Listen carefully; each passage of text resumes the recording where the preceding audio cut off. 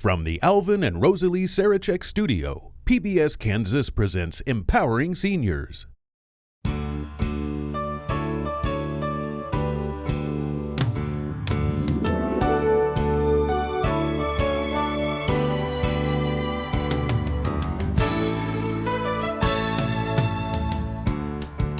Welcome to Empowering Seniors. I'm your host, Katherine Ambrose. This is a very special episode because we have a live studio audience today because they're here to meet a very special guest. Meet Buddy West. Hi. He is like the godfather of real estate services that are catering to our older population. And so I'm so delighted to have him on the show today and to talk about what his latest mission is. Welcome, Buddy, to the show. Well, thank you for having me. It's an honor to be here. Tell us a little bit about your early days. Okay, I grew up in Philadelphia, moved to Delaware, and I've had many businesses. When I was in college, I opened up a sub shop, Daffy Deli, then a restaurant and a bar, then a chimney sweep company, and a solar window tinting company. So I had no need to graduate college because I was making really good money. Then I got my real estate license and took my own path. I was tired of people saying to me, it's a buyer's market, it's a seller's market, it's a buyer's market. And I said, I don't know what this is about. To me, I walk out my door, it's a market. So I came up with this, I thought it was a harebrained idea, that I'm going to create my own market.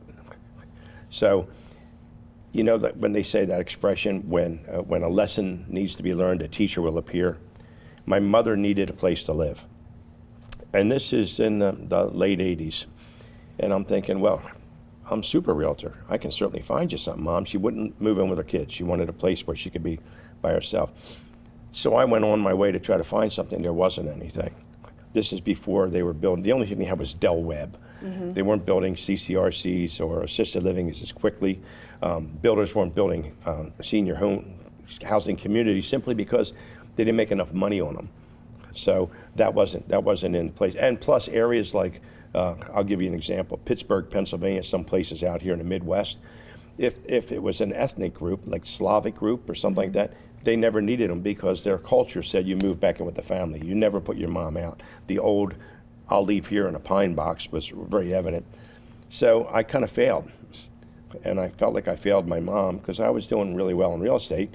So I said, well then, let me find out how we can change it. So I set out to write a book with my wife and Dr. John Tusillo, who was at the time our chief economist of the National Association of Realtors. I befriended him in a couple meetings.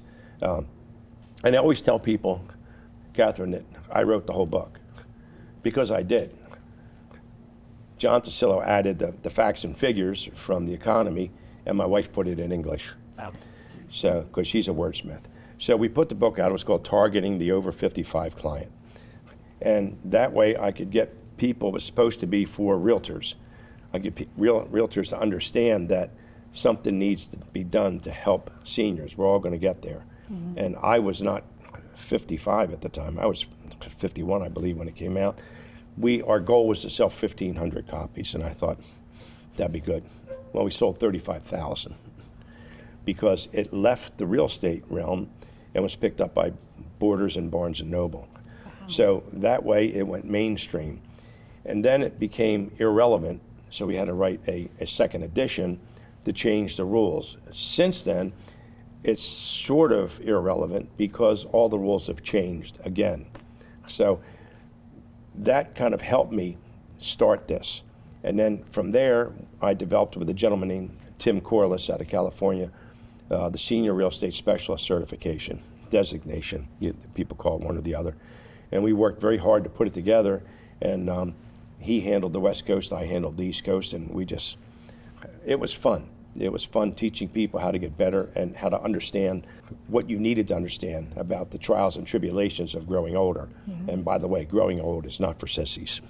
So we put it together. I think we got it up to around 41,000 members at the time. My good friend Tim Corliss died of cancer. And I decided I didn't want anything. So basically, it was sold to NAR. The National Association of Realtors. National Association of Realtors. So they currently hold the certification. Now, obviously they didn't manage it the way I managed it, or the way we managed it, but it's still a viable thing where you can learn. However, there are conferences around that really want to take this to the next level. And so I knew that by creating a market that I could work in, I didn't have to worry about a buyer's or seller's market. I just had to worry about whether or not I could help more people in my area with seniors. That grew into another certification. My friend was a general. My friend's father was a general. And he said, "You've done a lot for seniors. How come you haven't done anything for the military?" And I said, "Well, as you know, General Trivets, I grew up in an awkward time when I couldn't get drafted. They did away with the draft. I enlisted. I wanted to be a underwater demolition. I was a good swimmer and diver, but I was partially colorblind, so apparently you have to know red-green if you're going to be in underwater demolition." So I continued on, and I wrote a course. He sent me to Travis Air Force Base in Sacramento. And then I went all around the country for about 3.5 months to bases, forts, and asked what realtors were doing that were hurting their military. Ended up that they wrote the course. So the course is still there. It's Military Residential Specialist. I did not sell this one to the National Association of Realtors.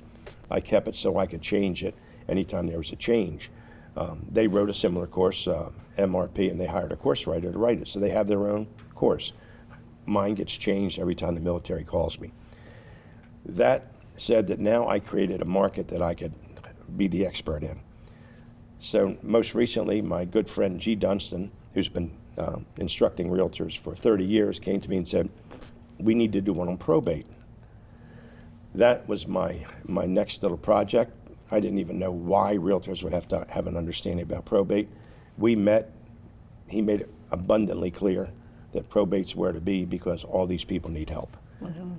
Basically, every 15.9 seconds, a baby boomer dies. That's going to go into probate.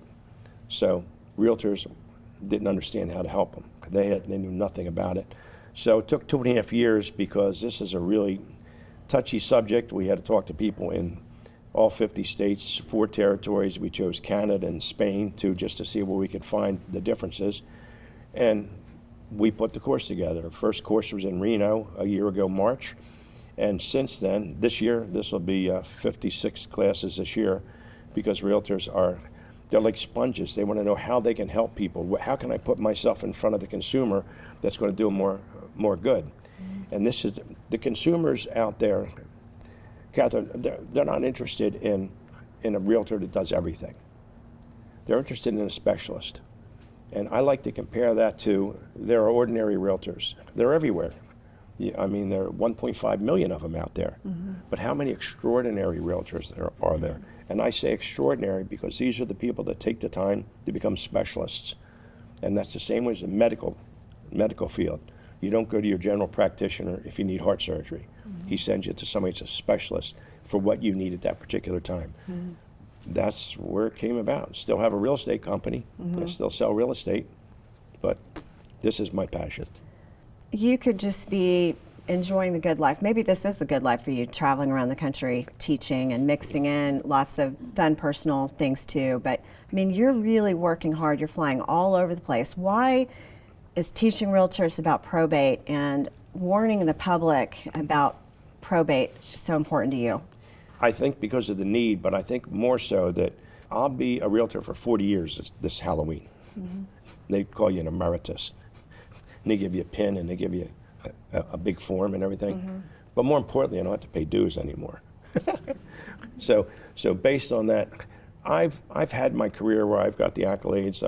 You try to be #1 realtor in the galaxy, and you have all these awards that come to you and all. And that was fun. It was fun trying to, because I'm very competitive. And I wanted to be #1 at everything I got into. I got to the point where that's fine. And I determined, I had open heart surgery, and when I got out of there, I determined I want to spend the rest of my career helping others get better, building them up, being there for them, because I've already done it, and I can maybe help them on the path to getting to a better position. That's it. So by you helping realtors, and many of which are here with us today, how is it that you're really empowering them to go out and empower seniors? I think that having a place where you can get information on seniors, and certainly we know some of those places, and knowing how you can help them, whether they're boomers getting older, all the way to the GI generation, different generational relationships call for different ways that you can help them, okay? That puts them ahead of their competition because they can be there for them. But the second thing is that the 2 designations that I created, certifications designations, I noted that a lot of people got the certification, but they didn't do anything with it. But they could say, hi, I'm an SRES, hi, I'm a MilRes. When I did probate, that didn't sit well with me.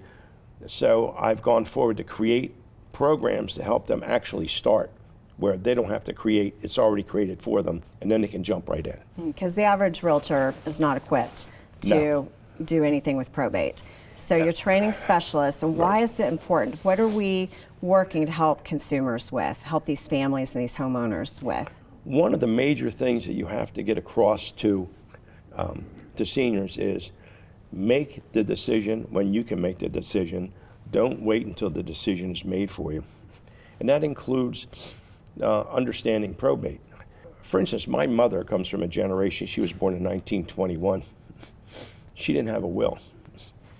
Because in that generation, a will was a validation that you were going to die, not a document that would help you make sure that the people you wanted to have your things could have your things. So we had to trick her into getting a will. She thought she was signing a paper for me, and then my attorney said, I want to talk to your mom for a couple of minutes, get out of the room, and then he got her to do a will. And I said, what's in your will? She said, it's none of your business. It's between me and my attorney. So whatever it was, and every time I do a class, I ask people, how many people have a will? And it shocks me how many people don't have a will. And those that have a will, I say, how many people have a trust? And again, it shocks me how many people don't have a trust. So if I'm doing that in classes, how is it in the public? Mm-hmm. Everyone in the public should have a will, because otherwise they're allowing someone else to control all of their belongings. Mm-hmm. So it's a planning. It's a planning state, but it's also a mental state. You have to get your head around the fact that just because you have a will doesn't mean you're going to die. It's not your ticket. Mm-hmm. And that it's so important. Plus, you're helping your loved ones by making it easier for them to deal with everything that comes after. I think that's probably, you hit the nail on the head. If you don't have a will, you're creating a lot of stress for whom you've left behind. So you can make sure that that's covered if you take the time to prepare the whole family. Mm. The other thing is that I like to say that I'm at the point in my life now where I hope I live like 1,000 years, but I'm not going to. But I have some nice things, and I'm starting to give them to my grandkids. Not they were going to get them after I die, but I give them to them now so I can watch them enjoy them. Mm-hmm. Instead of knowing they're getting them. A big train set to my grandson, great big giant LGB trains, quite costly, but and a train hat, I adore these kids. So if I go up and I can watch them play with it, it gives me more joy than, okay, they're getting this. Mm-hmm. So that's part of the planning process. Mm-hmm. I hear sometimes people say, oh, I'm not going to worry about that. My sons are going to take care of that, or my daughter will take care of that for me. What kind of how would you speak to that? Don't count on anybody taking care of anything for you. Plan, plan, plan. I wrote a will many years ago, and my mother had passed, and my lovely wife Betsy and I got together, and we said, well, we need to look at the wills. And we look at the wills, and I left everything to my mother. So I'm thinking, I have to have a seance to try to figure this thing out. So either that or I have to redo my will or put codicils in the will. Mm-hmm. And that's when we determined to sit down and be really smart enough to put our wills together, which we did. And then when I had open heart surgery and I got out of that, I did a trust. And I made sure everything was covered, did medical directives and all. I'm ready. Now, does that mean that I want to die? No, but it means if I do die, she won't have to want for anything. She won't have to fight for anything. There won't be any family disputes. It's just going to be done. So I can rest freely. Mm-hmm. What a blessing to just take care of things for your loved ones. That's really looking out for the people you love. Absolutely. Yeah. All right, I know we have a few questions from our audience, so let's take those now. That's fine. Okay. So you've talked about both wills and trusts. If I already have a will set up, why should I go the extra mile for a trust? Why is that important to think about as well? Thank you for asking. That's a great question. And let me explain something to you. A will is like your first start. A will gets you started because what a will does, it's like using the Waze, like a navigator system. It tells you where you have to go and where all your stuff has to go. So that's a good start. However, if you really want to get to the next level, you get a trust. And why when you get a trust? A trust, you're going to avoid probate, which is a very, really slow, tedious process. Number two, it's private, and you want to make sure it's private. Number three, basically, if it's a revocable trust, you still maintain control, and you can take people in, take people out, change it. You can do whatever you want. It's the next level, and the best thing still is it's private. No one else gets to know what's in the trust. Thank you for asking that. Good. All right, let's take another one. Buddy, obviously you have a lot of passion for seniors. Why seniors? Why the senior niche? Another good question. I think my heart is with seniors for many reasons. Number one, I'm a senior, and I'm not old. The definition of old is someone that's 10 years older than you currently are. So here's the deal. In probably 3 years, there's going to be $94 trillion worth of assets that are going to be changing hands, from boomers that are dying, GI generation are dying. So that's a huge fund. Let's make sure that it goes to the appropriate places and the appropriate people. Number two, I like seniors because there's always going to be seniors. This is a progression of life. And these people need our help more than most other people. So if you can pick a niche out that you can help more people, it does your heart good. And a motto of my life has always been, it's okay to do well as long as you're doing good. I love that. Thank you. Well, and you're right. I mean, we're becoming a super age society according to the United Nations definition. Yeah. And there's a lot of change that's going to take place. And so by you getting out there and empowering seniors and empowering professionals to serve them better, you're doing such great work. Seniors are loyal. If you help one senior, you get 10 seniors. So there's another reason. Mm-hmm. Well, and I think that the overall industry out there, others that are helping seniors in healthcare, legal, financial, et cetera, sometimes they don't quite grasp how important it is to deal with the real estate and the personal property. And they think, oh, the realtor's going to take care of that, or the family's going to take care of the stuff. But these are the things that really can hold people back. And sometimes people need to cash in their real estate to pay for their care. Sure. And so you're talking about people that have money to pass on, but some of this money is going to get passed on into healthcare. Exactly. And so there's a lot of conversation that needs to be out there. We need to normalize families talking together.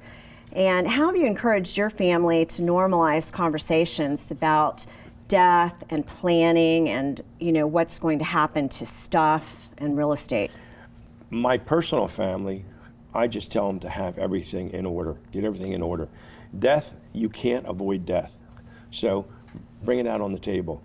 Bring out how you feel about giving your things to people, to charities, or to whatever.